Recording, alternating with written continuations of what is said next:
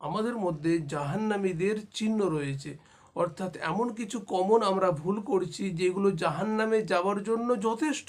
এবং কোরআনে কারিমে সে কথাই বলা হচ্ছে।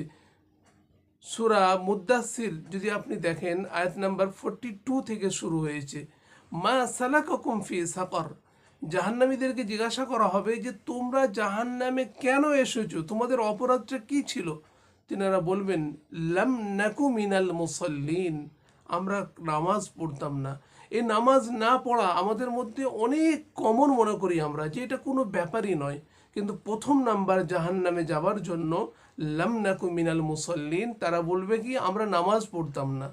নাম্বার 2 হচ্ছে ওয়ালাম নাকু নুতঈমুল মিসকিন, অভাবগ্রস্ত যারা তাদেরকে আমরা কখনো আহার্য দিতাম না, কখনো খাওয়াতাম না।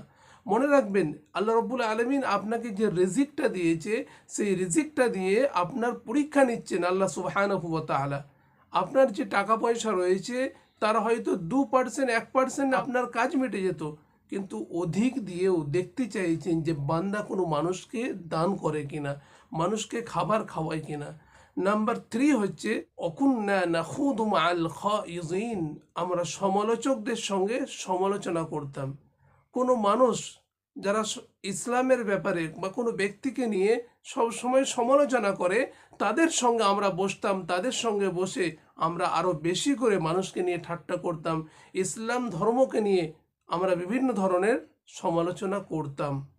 নাম্বার 4 হচ্ছে অকুন্না নুকাদ্দিবু বিয়াউমিদ্দিন, আমরা কিয়ামতের দিবসকে অস্বীকার করতাম। এরকম অনেক মুসলিম মানুষ রয়েছে যে আমরা আবার যে উঠবো, কিয়ামতে বিচার হবে, আমরা এই জিনিসটা ঠিক বুঝতে পারছি না যে এটা কীভাবে হবে, আমরা তো মারা যাব। কতক্ষণ পর্যন্ত তারা অস্বীকার করত?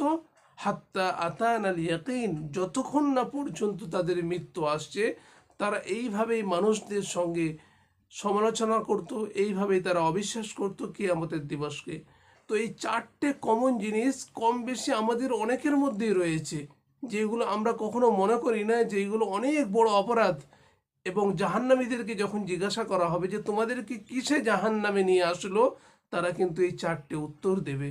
আল্লাহ রব্বুল আলমিন আমাদের সকলকে এ সমস্ত কাজকে বর্জন করে নেক আমল করা তৌফিক এনায়েত করুন। আমিন।